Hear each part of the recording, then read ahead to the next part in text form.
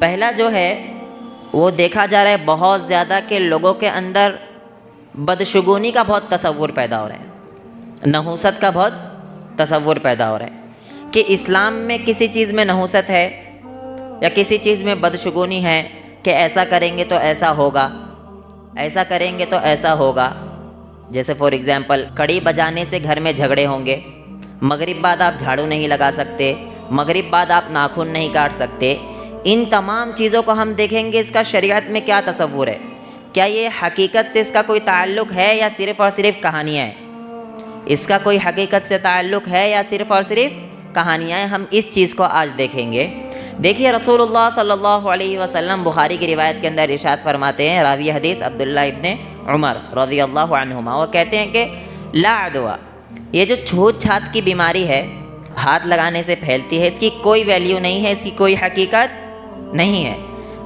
इसका ये मतलब नहीं है कि हम इससे परहेज़ ना करें, अपने आप को बचाव ना करें, इसका ये मतलब नहीं है, बल्कि इसका ये मतलब है, क्योंकि इसका ये मतलब नहीं, ये भी हदीस से पता चलता है। रसूलुल्लाह सल्लल्लाहु अलैहि वसल्लम, अबू दाऊद की रिवायत है कि वो ऊँट जो बीमार हो गई थी, वो ऊँट जो बहुत ज़्यादा बीमार हो गई थी और वो ऊँट जो सही सालिम थी, तो रसूलुल्लाह सल्लल्लाहु अलैहि वसल्लम ने हुक्म दिया कि बीमार ऊँटनियों को अलग कर दो, बीमार ऊँटों को अलग कर दो, और जो सही सालिम ऊँट है उनको अलग कर दीजिए। ये कौन हुक्म दे रहा है? रसूलुल्लाह सल्लल्लाहु अलैहि वसल्लम।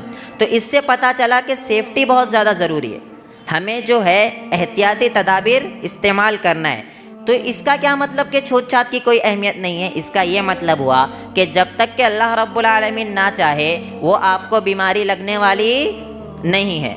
जब तक कि अल्लाह रब्बुल आलमीन ना चाहे कि इस बंदे को बीमारी लगे, जब तक कि वो बीमारी आपको लगने वाली नहीं है। लेकिन अफसोस सद अफसोस, अक्सर मुसलमान इस शक में होते हैं अगर घर में किसी को बीमारी हो जाए तो उसके पास जाना आना बंद कर देते हैं। किसी रिश्तेदार को बीमारी है, फॉर एग्ज़ाम्पल कुछ भी बीमारी है, तो उसकी इयादत के लिए नहीं जाते, ये सोच कर के कहीं वो बीमारी हमें ना लग जाए। अगर आपके वालिद साहब की तबीयत घर में ख़राब है और ऐसी बीमारी है, डॉक्टर कहता है वो बीमारी फैलने वाली, आप एहतियाती तदाबीर इस्तेमाल करें, एहतियाती तदाबीर इस्तेमाल करें। फॉर एग्ज़ाम्पल कोरोना बीमारी आपके घर में किसी को हो जाती है, आप एहतियाती तदाबीर इस्तेमाल करें, नमाज रोज़ा किया करें, अल्लाह रब्बुल आलमीन से दुआएं किया करें, एहतियाती तदाबीर में मास्क लगाया करें, सैनिटाइज़र का इस्तेमाल करें। लेकिन आपके ऊपर ज़रूरी है अपने अब्बा की खिदमत करना, लेकिन आपके ऊपर अपने वालिद साहब की खिदमत करना ज़रूरी है, उस बीमार की इयादत करना ज़रूरी है।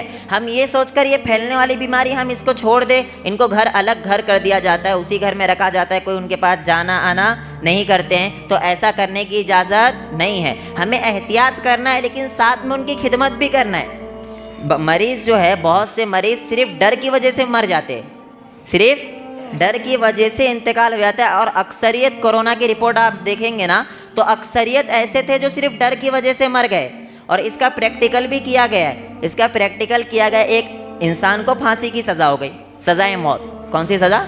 सज़ाए मौत दे दी गई। और सज़ाए मौत होने के बाद क्या किया गया, लोगों ने प्रैक्टिकल करने के लिए ये मशवरा किया कि इसे हम क्या करेंगे, इसकी आँख पर पट्टी बांध देंगे, इसकी आँखों पर पट्टी बांध देंगे। आँख पर पट्टी बांध दी, उसके बाद उसे बाहर लाया गया और उसके जहन में ये तसव्वुर डाला गया था कि अब आपको मौत होने वाली है, सज़ाए मौत है। क्या तसव्वुर डाला गया कि आपको मौत आने वाली है, आपको सज़ाए मौत दी गई है, तो अब आपका आ गया वक्त, चलिए आपको सज़ाए मौत है। और आँखों पर पट्टी बांध कर उन्हें बाहर लेकर आए और सिर्फ एक सुई उसको चुबा दी गई और कहा गया कि ये जो है आपको अजदहा ने डसा है। किसने डसा है? अजदहा ने डसा है। हैबत के मारे वो इंसान वहीं पर मर गया। इससे ये पता चला कि इंसान जो है वो सोच के ऊपर भी डिपेंड होता है। किसके ऊपर डिपेंड होता है?